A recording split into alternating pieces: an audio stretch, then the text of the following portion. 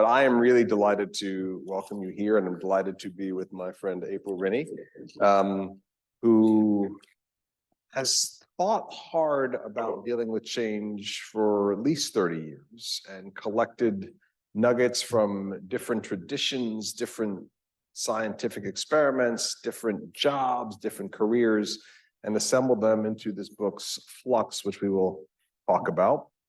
But really, the best part's going to be the Q&A and you interrogating her theories and diving into her background, perhaps even challenging her to do a handstand, which she does and is so much famous for, and may even have plans to do one near the rotunda later. Secrets out. April and I first met at an event for the World Economic Forum Young Global Leaders a few years back. And as I told students last night at the rotunda, every once in a while you start a conversation with someone that you have just met and you feel like, wait, have I known you for my whole life? This is kind of an old friend, lots of shared ties of interests and insights and inquiries. And that really has been my experience of getting to know April, learning from April, sharing with April for many years. In addition to this book, which we will talk about, she's been involved in many different sectors, advising startups, advising large corporations, working in microfinance. She's a Harvard-trained lawyer, also has done work in global affairs, has a master's in international affairs from Tufts, did come to look at UVA once, but decided not to come here, even though she got an went to Emory instead because they were more generous with financial aid. But now she's back when she can, so she's a student once again of her time here. She's been a chief strategy officer at the Collaborative Lab, a former global director for water credit loan program at water.org, and just full of stories. We went out late last night, not for St. Patty's Day, but just because we were in deep conversation. And I think if you don't learn something today or come away with a new framework or idea, I'll have to buy you a drink for St. Patty's Day. But it's a pretty safe bet to make because I'm sure you will. Before we dive into the book and your background, I want to check in with you this morning. All right. So we had a busy day yesterday. You landed at 5:30 from coming in from Portland, where you live. Met a lot of students. Then even after the event, we met more students at a lawn room having a party.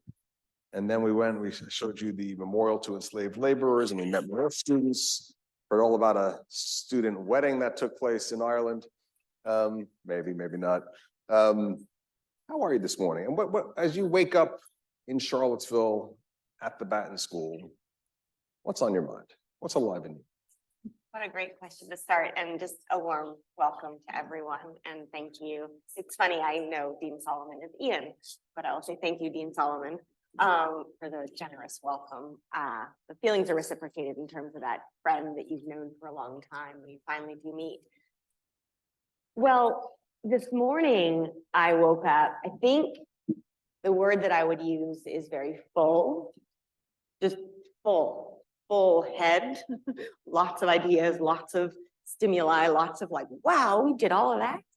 A full heart, I think, being back, seeing the human connection, students on campus, so much energy and vibrancy last night. And we talked with the undergrads about navigating a world and a future that's in flux and what it's like to be really excited to graduate and also to be, a little bit anxious, a little bit scared of graduation in the real world and all of that. And I think being able to talk about those dualities, those paradoxes of like, how can you feel excited and scared at the same time? Like, it lends one's heart to feel full. It doesn't mean that it's like all joyful. It's like full of like, this is what life is. And I think the other piece, and this is more, I think, my head. So head is full, heart is full, spirit is full, because I love doing what I do and I love connecting with people and meeting new people and all of that. And then alongside this, I do have a very clear sense. And yes, my exposure, my time on the Batten campus is still relatively limited, but I'm really struck by this sense of Batten and what Batten does and stands for and is trying to bring into the world is so much what the world needs. I do think I would have come to UVA had Batten existed when I applied. But that sense of really being I don't want to call it, it's a kind of vanguard, but a real cutting edge. You're leading a lot of the themes and discussions, conversations, issues that not just the United States, but that the world needs. And that's just for me also a kind of a sense of hope and excitement about what the people, everyone here, undergraduates, graduates, are capable of. So I have my eye on that and moving forward for sure. Right. So this is book next to us here. We got a couple copies of it. How did you come to write this book? This has come from. Yeah, well, and it's interesting. You mentioned like all these different chapters in my book of life and the different things that I've done. And actually my time in global development and my time spent looking at various issues of public policy factored into the writing of this book. And I will come back to that in a minute. But so I've had some people say like, oh, Flux, World in Flux, like pandemic project. I'm like, no, no. The last 3 years have put a really fine point on a series of issues, themes, questions that I've been pulling on for the better part of 3 decades. And the easiest way, I think, to keep it brief is that there are 3 main lenses through which I've seen change, observed, researched, etc. And the book contains all of them woven together. So starting from most recent, looking backwards. In the last several years, a lot of people know me as a futurist. What does a futurist do? An advisor. A futurist helps people and organizations better understand the macro forces that are affecting society and how they might impact your business or organization. And not looking at it from like the day-to-day operations, but the like, what is going to happen in the next 5, 10, 20 years?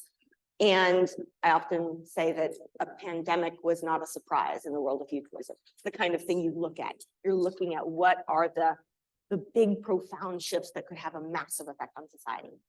And in this role, I've advised a range of organizations. And one of the things that I've seen very, very consistently is that every single organization struggles with change in some way.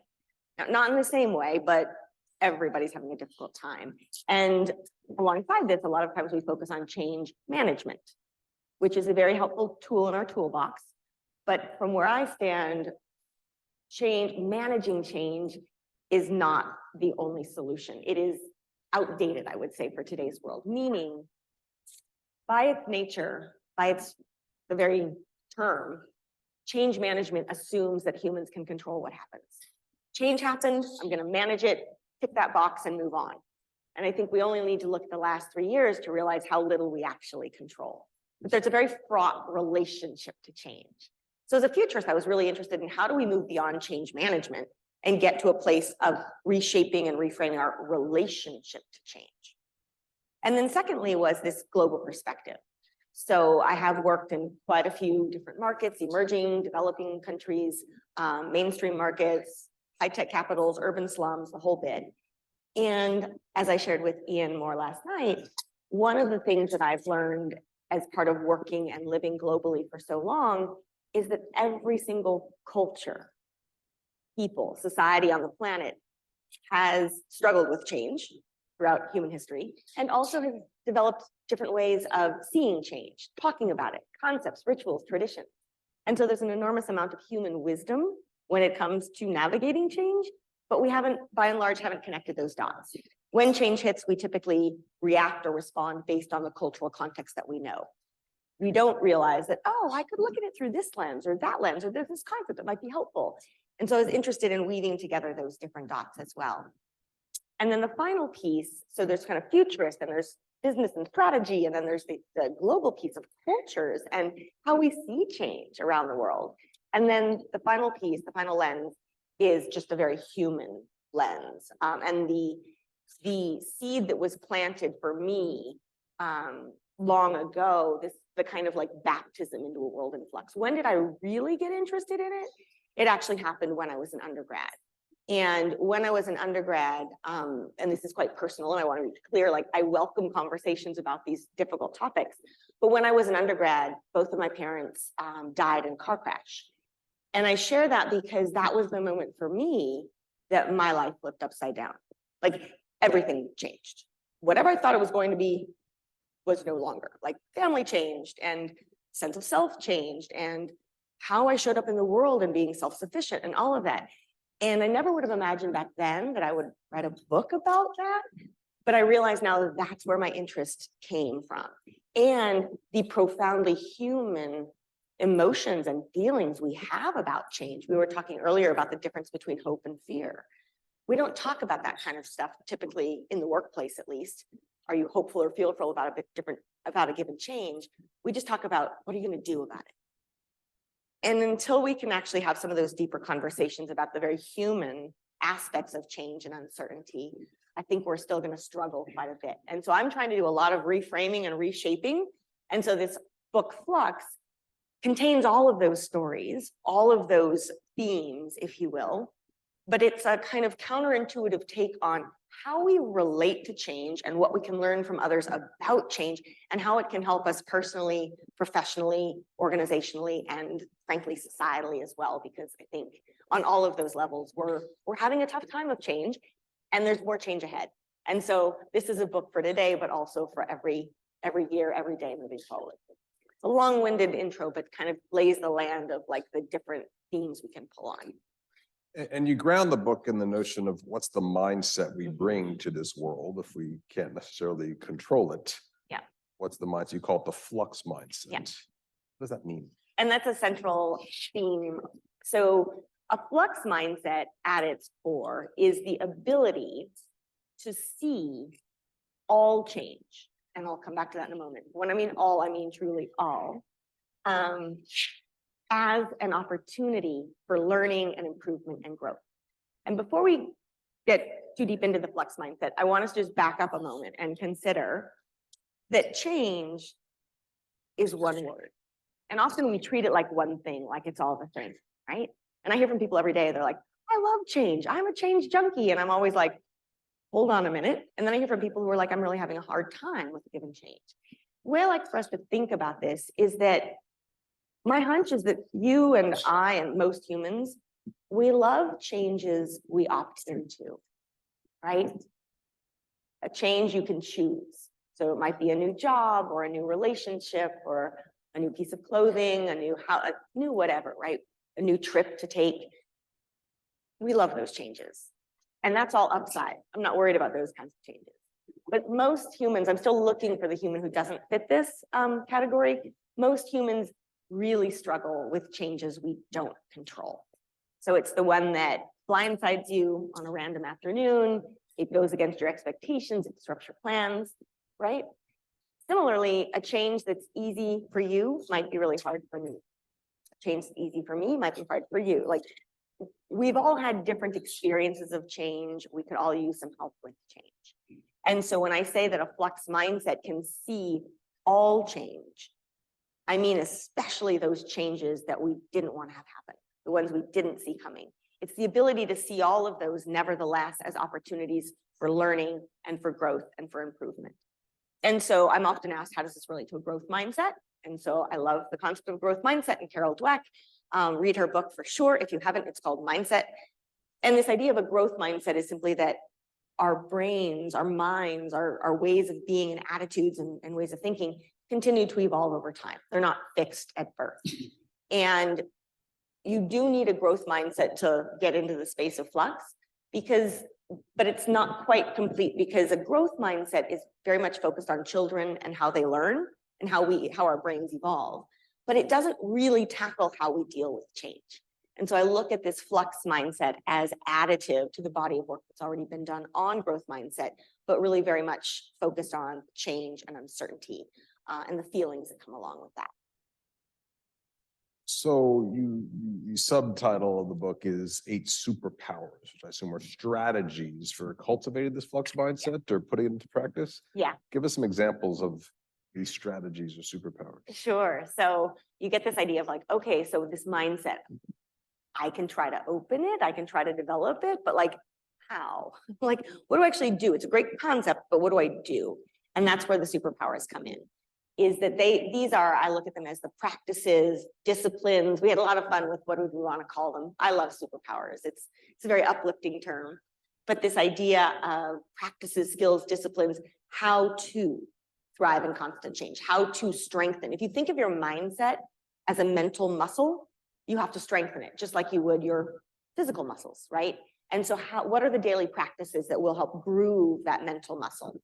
And so these 8 have come from many years of observing, researching, thinking, rethinking, reframing, this and that. Do you want me to just go through? I can kind of do a high level. Pick a few of them. Yeah. Okay. So couple quick things to mention, and then I'll just do a very high level overview. Think of these superpowers as a menu, not a syllabus. What I mean by that is you don't have to do 1 before 2. You don't have to study all 8. You can do whichever one you want in whatever order you'd like. So they stand alone independently, but they do enhance one another. So as you start practicing one, you'll start seeing the others in a different way.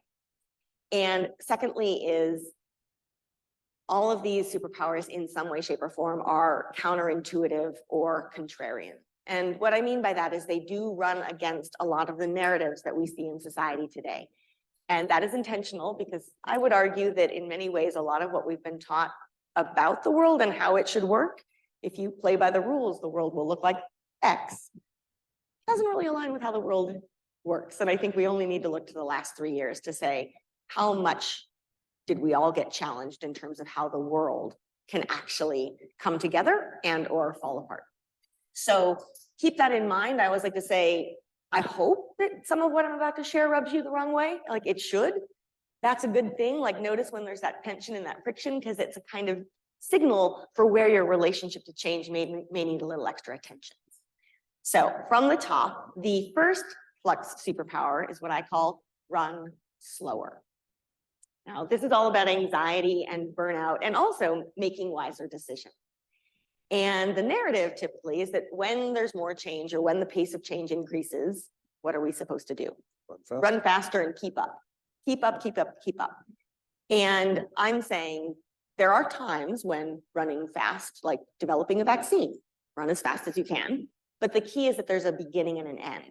This notion of running faster, faster, faster. If you think about the pace of change has never been, we can debate this, but the pace of change has never been as fast as it is today.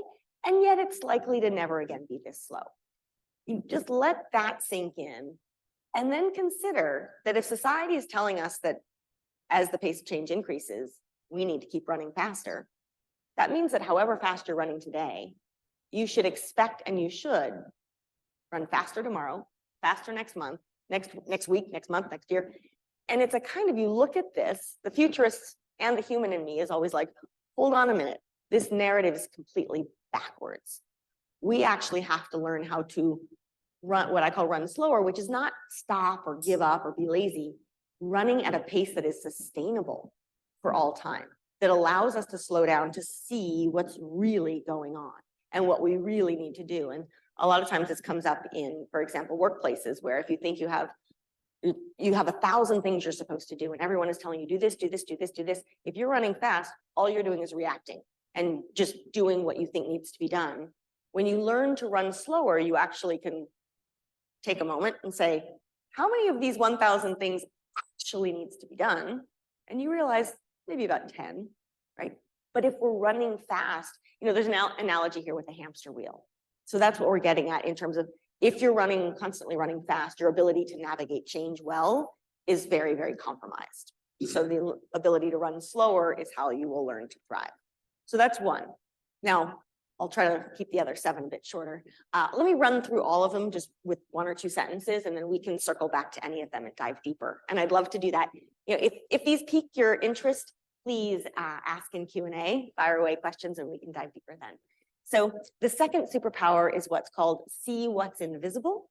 This is all about identifying our blind spots and also our ability to discover new insights, new opportunities, new sources of value, lots of different individual and organizational implications of what we've been taught to see and not see, and how we design systems to see certain things and not see other systems, and how what's invisible often ends up being most important when change really hits. And yet that's what often catches us by surprise because we don't see it. And I think we've seen a lot of this in the past few years in the workplace, in society. Again, we'll come back to it. We keep going. The third superpower is what's called get lost, which is about stretching beyond your comfort zone and your relationship with the unknown. This is about how do we get oriented when we feel really disoriented? How do we learn to not just be comfortable not knowing what the future holds or how a given situation will land, but how do we learn to actively embrace being disoriented and to see, I love the saying of getting lost is how you get found. It sounds a little bit trite, but there's an element of the personal, the discovery, what we learn when we do get lost and how that is actually a superpower. The people who are afraid of getting lost or don't want to get lost or see getting lost as some kind of failure, those are the folks who really struggle when change hits. The fourth superpower is the one I call the Flux superpower. It is what I call start with trust, which is all about how we nurture relationships and navigate change together. And we could spend our entire time today on this one topic, not least because as far as I can tell, when change really hits, like capital C change, no one thing matters more than trust. Trusting, because you're dealing with uncertainty, you're dealing with something that's unknown. You need to be able to trust that others will be there for you. You need to be able to trust that the uncertainty won't persist forever. You need to be able to trust yourself to move forward when you don't know what to do. So trust is a really big theme in Flux. The fifth superpower is what's called know your enough. This is all about our obsession with more, but also more broadly, our quest for true happiness and well-being. And I talked about this with the students last night quite a bit, and what it's like to live in a world in which we are surrounded by messages that more is inherently better. And I'm not saying more is bad. I'm just saying the messaging around more has an implicit message of you are not enough. You won't earn enough, do enough, have enough, be enough. And that's a really big problem in today's society. And also when it comes to navigating change. So it's this tension we have between our quest for more and knowing what is your enough, what is your point of harmony, balance, but also knowing that you are enough. So your own sense of self-worth when change hits. The sixth superpower, we're almost done, is unique in that it's the one that is it's the most tactical, practical around the future of work, which is also in Flux. I call this create your portfolio career. And this is really looking at how do you design and own a career that is fit for a future of work in Flux. And my thesis is that the successful, meaningful career shape of the future is less of a ladder to climb in one direction up, and much more like a portfolio to curate as an artist or an investor would. We can dive into this. Lots of implications for career development, professional identity, that sort of thing. The seventh superpower, almost done, is be all the more human. This is about our relationship to technology and the tension we face in that we're spending ever more time with our devices and yet ever less time with one another. And last but not least, the eighth one is the one that if none of this has rubbed you the wrong way or made you go like, what is she saying? This one perhaps will. It is called let go of the future. And people say, wait a minute, as a futurist, am I even allowed to say something like that? What I'm getting at here, when I say let go of the future, this is all about our relationship to control. And something that I find is tricky for pretty much everyone today. And when I say let go, I do not mean giving up or failure. I often will say if my editor had given me a little more space, I would have called this letting go of our obsession with wanting to predict and control the future, because there is no one future. By the time the future exists, it's the present. So there is no one future, but what there are many different possible futures that all of us are bringing into being every single day. And so there's a reframing from letting go of this one future that needs to happen and opening yourself up to a whole bunch of different futures that might happen. And in all of them, you could thrive. So that is a very,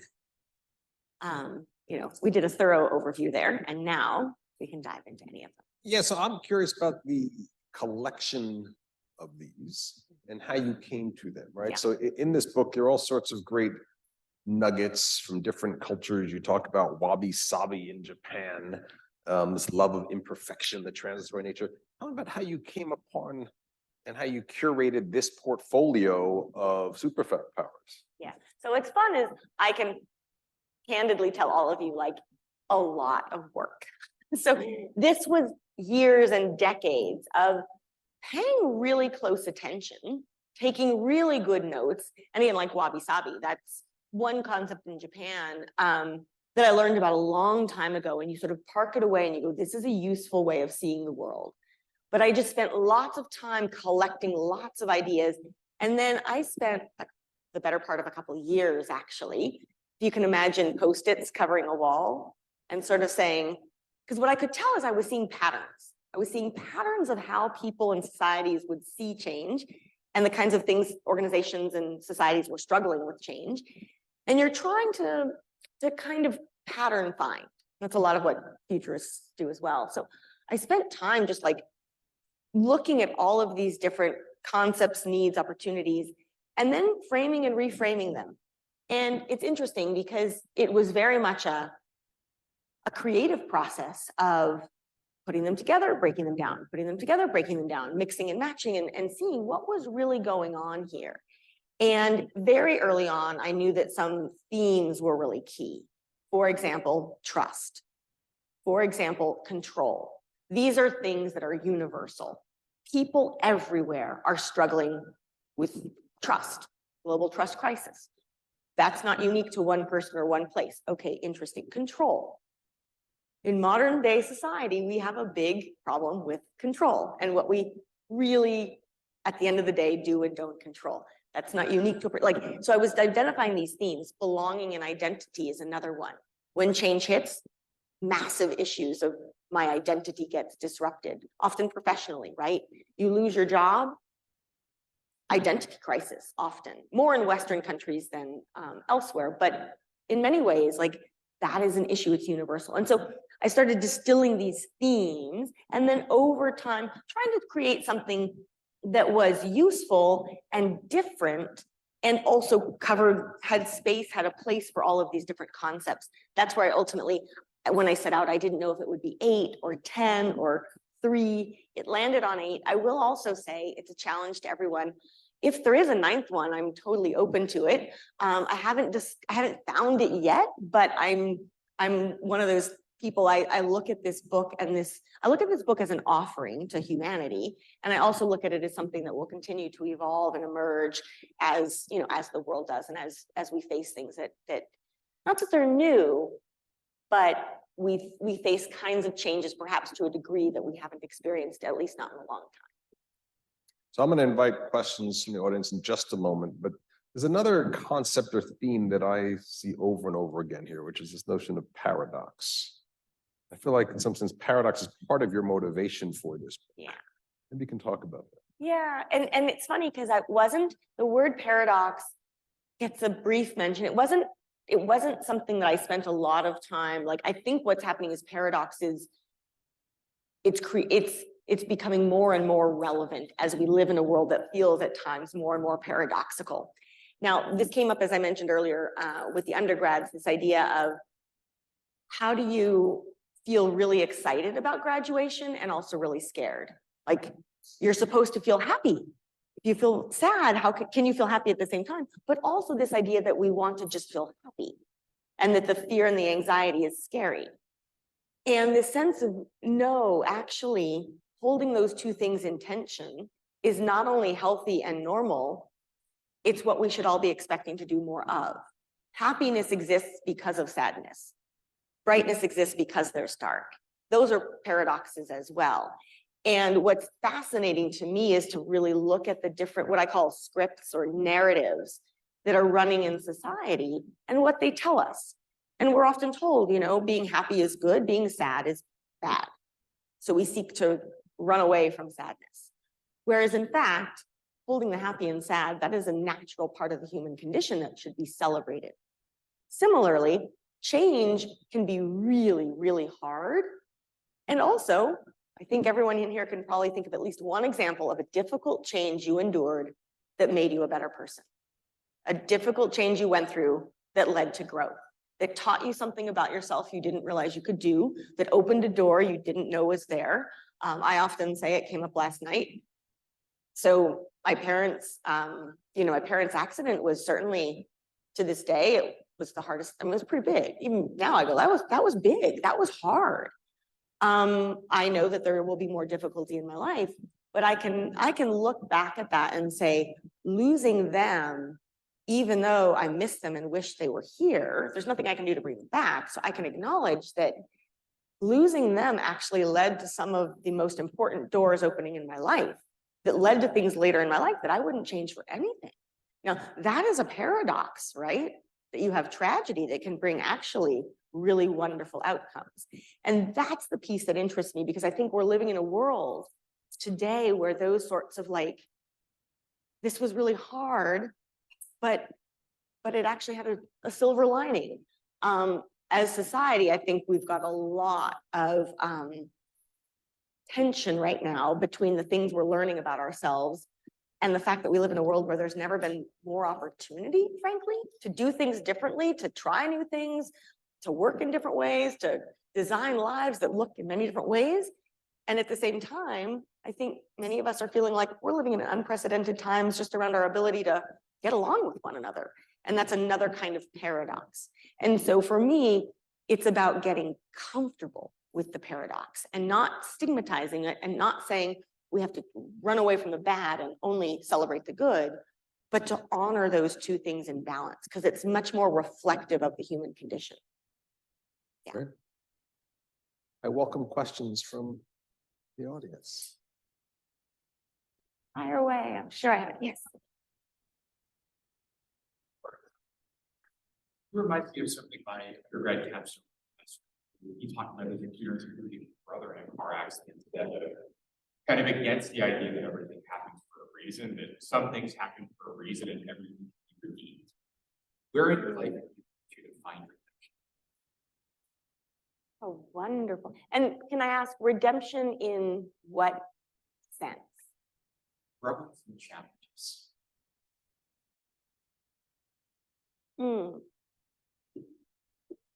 I have found it. So I think in an immediate aftermath, your goal is survival.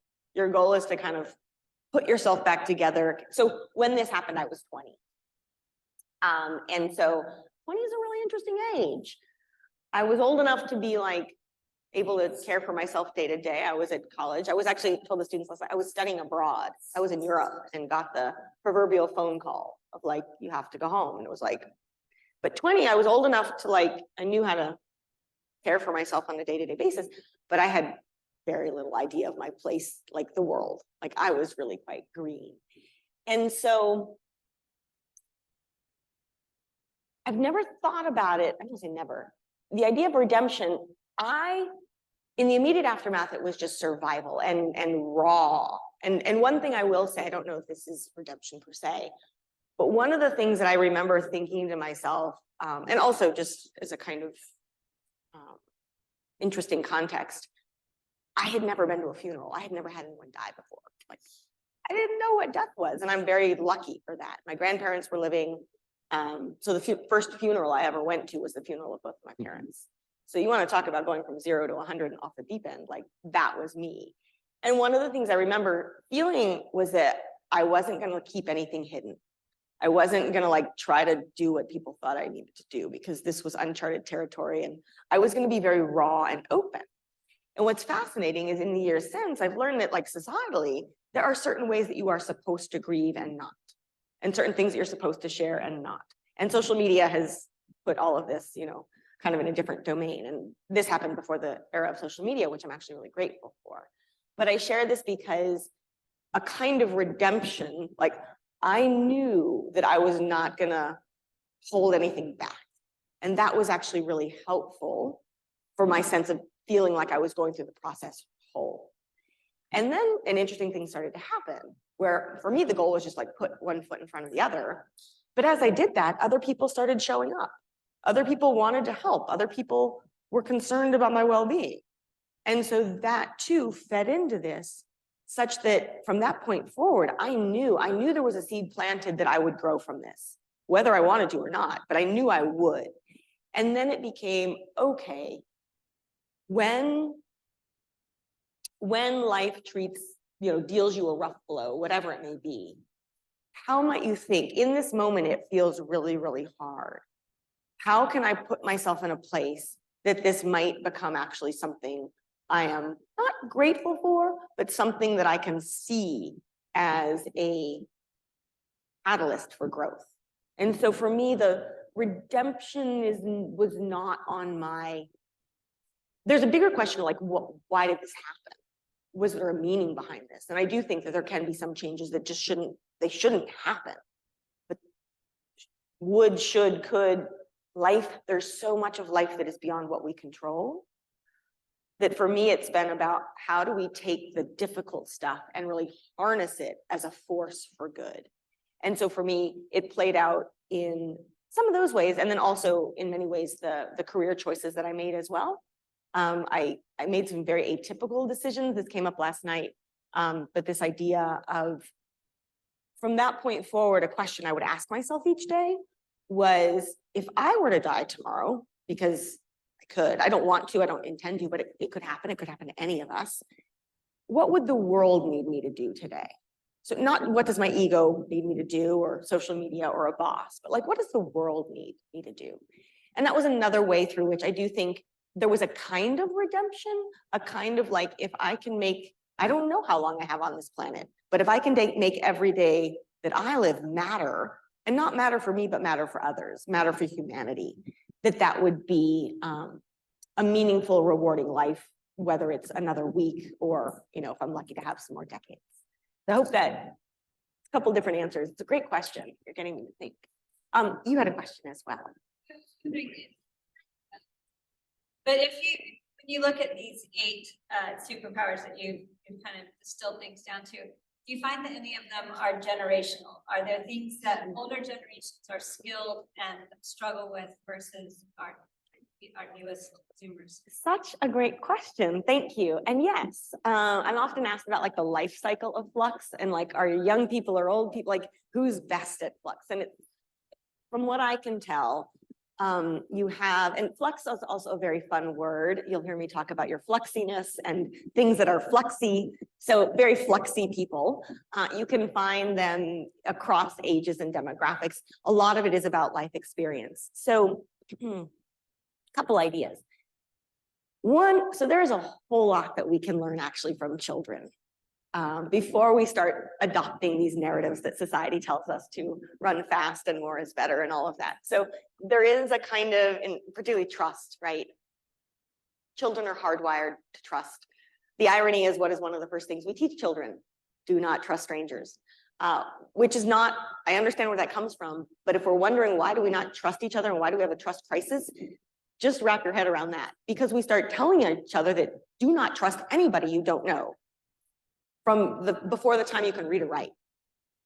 Once that narrative gets adopted, you have to unlearn it. And so unlearning, excuse me, unlearning is a lot of what I spend my time doing. So children actually have a lot to teach us about some of the superpowers. Young adults who have been born into a world of flux, disruption.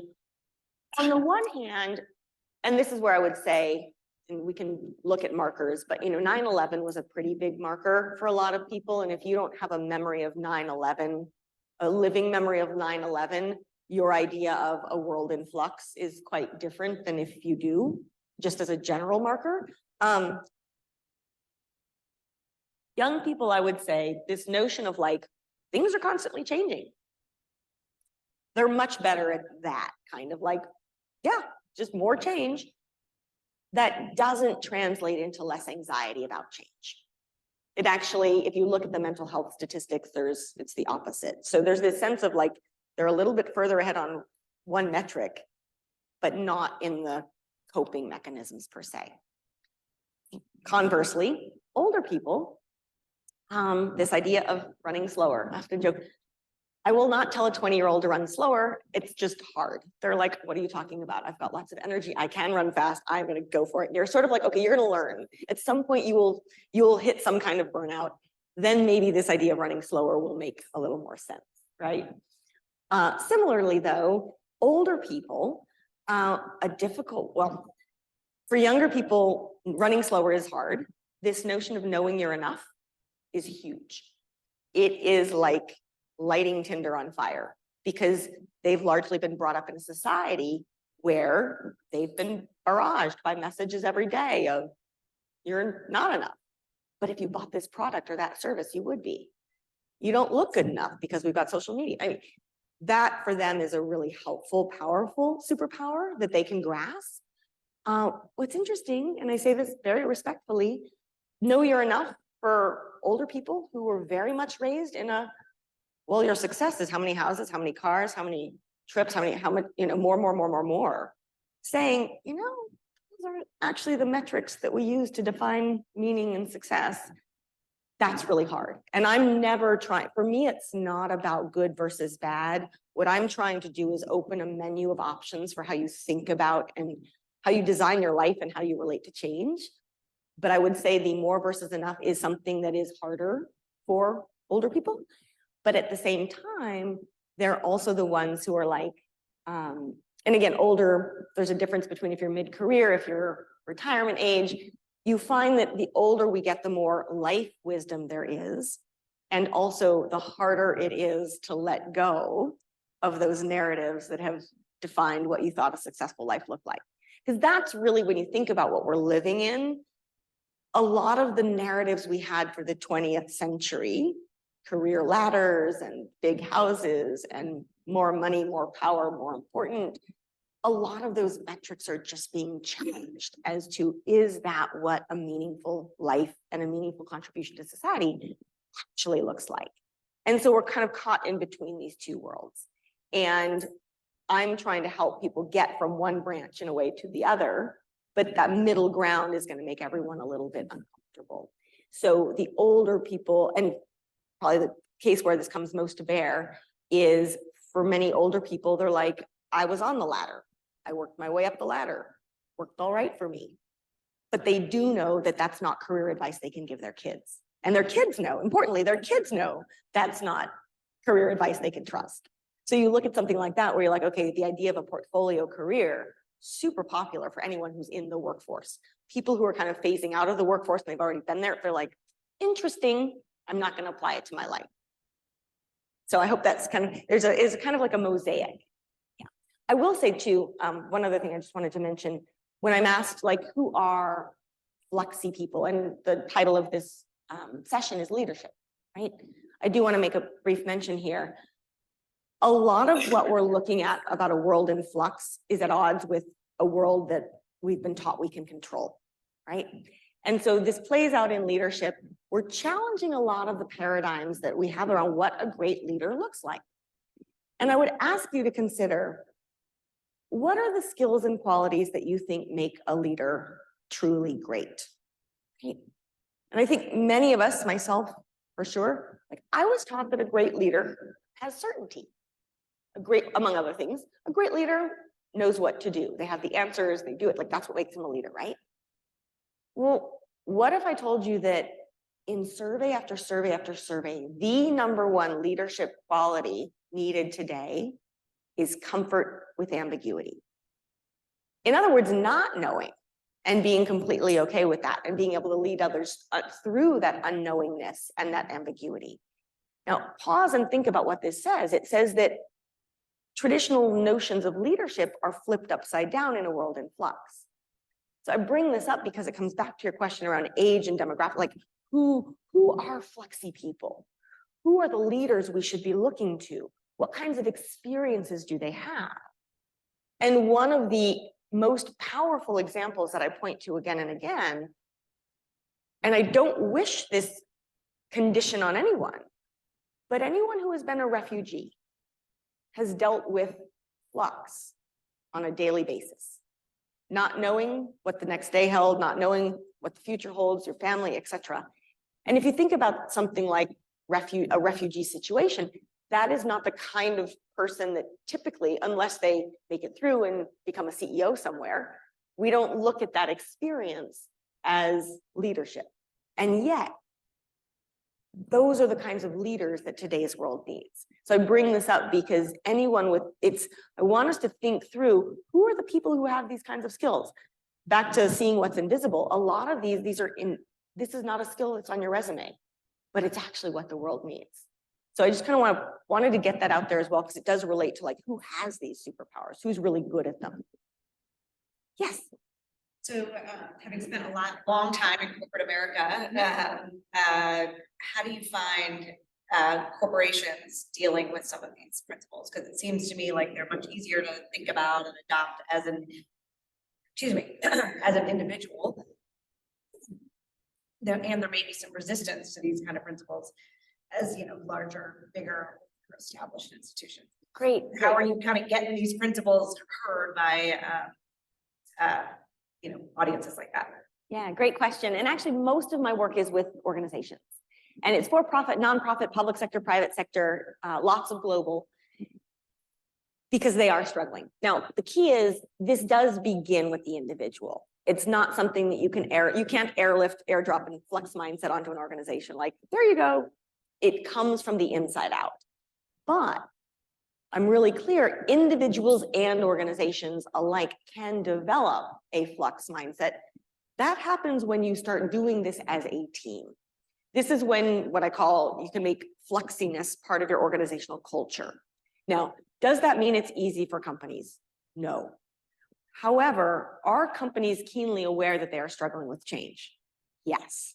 And that's the real gift, is that they know, many companies know they need help, whether it's an issue that's glaring them straight in the face today, or if it's this sense of what got us here won't get us there. We know that our future horizon, our future business prospects, our culture, hybrid work is just one example, but it's everywhere. They're saying, we're not great at dealing with change. So there's an acknowledgement. And then for me, it's can you come in and help us get started? And what's lovely is that oftentimes within organizations, you have, and it's, I could take several different threads here. A conversation with HR is quite different than a conversation with a board of directors, which is quite different than a conversation with a group of people who just started working at that company this year, right? Now, these are all Flux conversations to be had, but on the whole, what you have are individuals who really want to create a culture that is more fluxy, a culture that is more comfortable with change, because they're running into problems every single day with teamwork, with collaboration, with lack of trust, with not knowing what their business model is going to be 10 years from now. And so for me, I'm kind of that first step in. And then once I'm able to introduce these ideas, you will often have a few or more inner ambassadors that are like, this is what we want to do. And then I'm like, okay, how do I help put fuel and how to put air under your wings? But I'm not in the driver's seat. I'm actually the one who's helping bring those leadership qualities, those emerging leaders to the fore, if that makes sense. But again, for each organization, I do it's like a diagnostic, right? In terms of their fluxiness. And usually organizations, like they have some points they're strong on, some points they're weak on. And you're trying to get a sense of where do we start this conversation? Where do we begin to build this within the organization? But it always does begin with individuals. Yeah. And when you have a leader, someone in a defined leadership position who can be an ambassador on day one, that always makes it easier. But there's also been a lot of groundswell of, newer talent saying, we see opportunities for change all over the place. How can we actually build this from the ground up? Yeah, that was just my related question.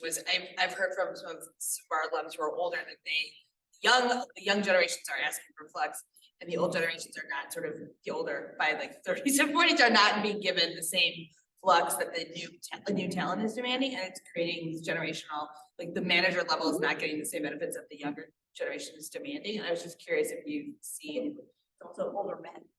Right, that you see, open and direct. and so there are a lot of that are more, I mean, truly, you see, I've been hearing this from, yeah.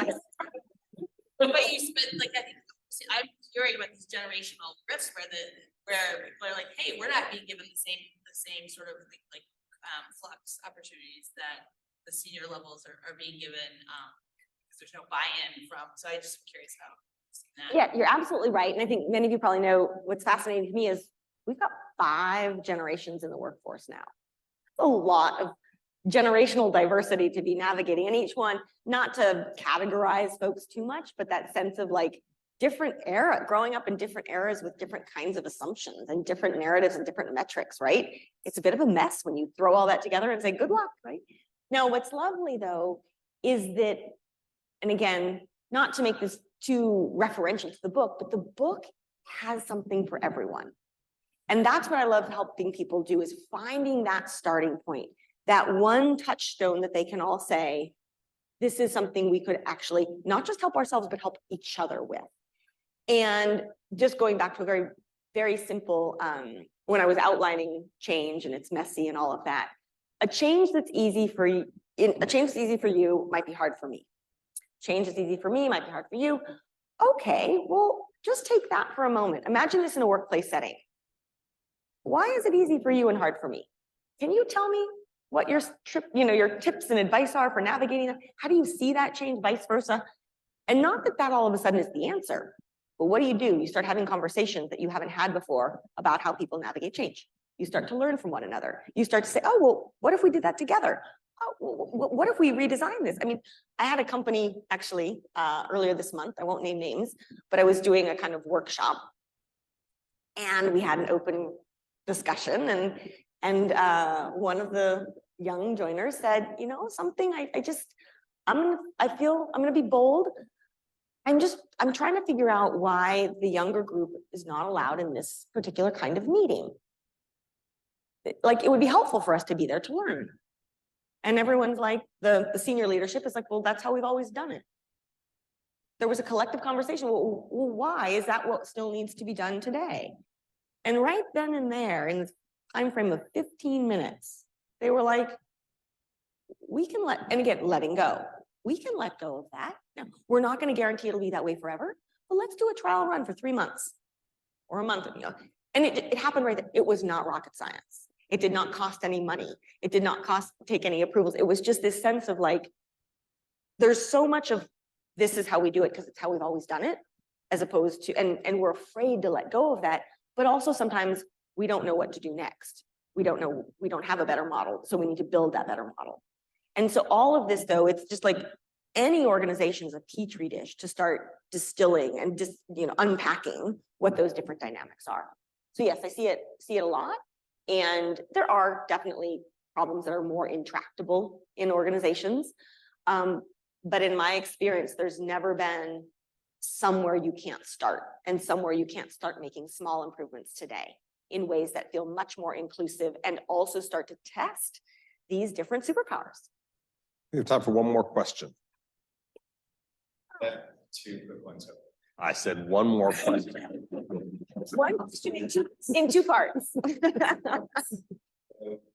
thing is, like you mentioned, like holding things in tension is good. It's a value that's really strive for. In terms of like making career decisions, building a career portfolio, how do you hold the tension, like trying to get lost, throwing yourself in the deep end, with also knowing when you're enough is to make a change? And then secondly, on a more personal note, when you feel things are changing, like one concept we talk about is like finding your sanctuary. Like, what are your personal practices, like physically, spiritually, emotionally, you do to make yourself?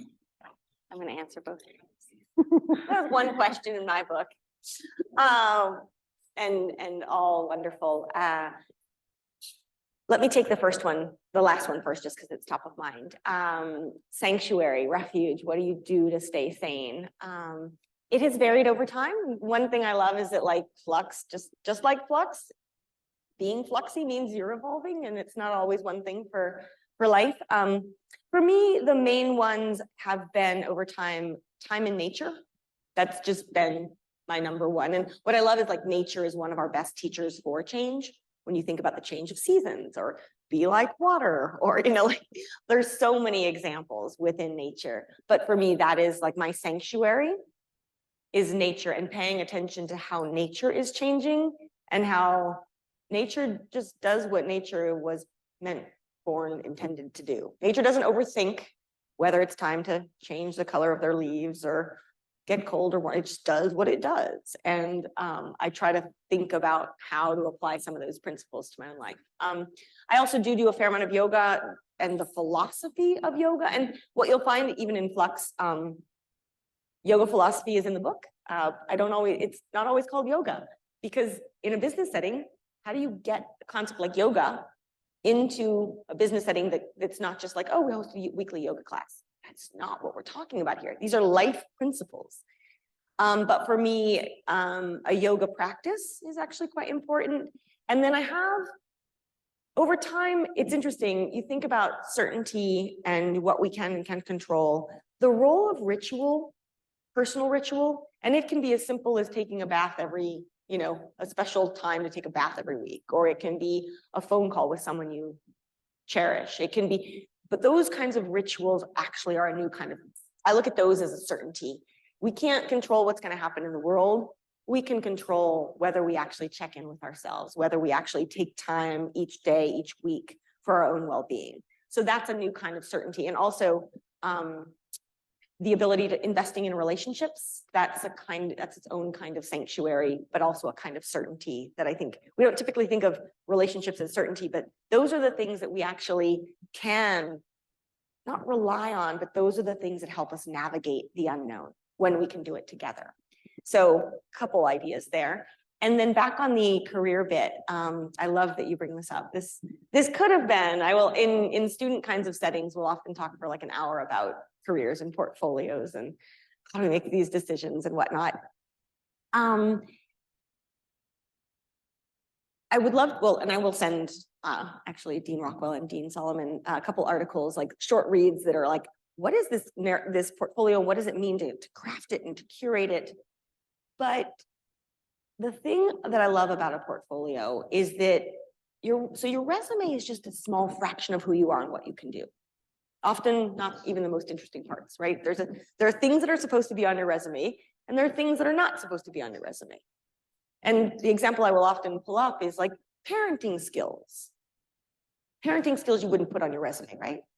Some people might say it's like a ding against you. No, other commitments. I look at this and I go, wait a minute. Parenting skills are super skills for time management, conflict negotiation, multitasking, right? Parenting skills are awesome for the workplace and for life. Why do we keep them hidden from our resume? So that's one example. Another example might be skills you learned when a loved one was ill. Skills you learned when you took a sabbatical. Sabbaticals on your resume don't say you took time off. That looks like you're a slacker. Like, no, actually, these are times of incredible growth. I bring this up because thinking holistically about your portfolio and that those other skills are at the center of it starts to reshape. So what is it that I actually want to achieve here? And what is it? How do I want my career to evolve? So your question, this idea of, I look at my portfolio, and again, this is where in my 20s, I made, my whole career, I've made atypical decisions. But I've often heard jokes, okay, wait, you're a lawyer and you're an advisor and you're an investor and you're a yoga teacher. Like, what do you do? Right? And throughout my 20s, I got flack for that. I was told that my career was going to self-destruct. I was told that it made no sense. I was told that I looked like I was just trying to escape everything. I heard it all. And my thinking was like, I don't want to climb a ladder. I'm not saying ladders aren't bad. It's like, I'm interested in not A or B, but like, where do A and B lead? What about C and D? And how do I take this idea and apply it over there and then learn from there and being this cross-pollinator? We're in a world today where it's much more acceptable to do that. It's still not always common. But this idea of figuring out, I can't answer for you what your portfolio should contain. And if you think about it as like the canvas of your life, what kind of style do you want to paint that canvas in, right? But at the same time, it's the difference between I need to do X because it's going to build my resume versus I'm going to do X. Now, keeping in mind, you know, in my case, for sure, it was like, I need to earn enough income, but I don't do it just for the income. I want to make sure that I'm looking well-rounded at, will this open doors that I might not have seen there before? Will this allow me to work overseas? Will this, you know, all of those things came into being. But I looked at the portfolio from a kind of multi-dimensional perspective, as opposed to, will this get me the next rung up? And taking that holistic approach has never led me astray in terms of when I might need to, it's learning to trust your sixth sense, slowing down, running slower to say, what is my heart telling me that I need to do? There's a difference between being foolish and taking a risk, trying something new. We need to wrap up. That's helpful. Please join me in thanking April Rinne.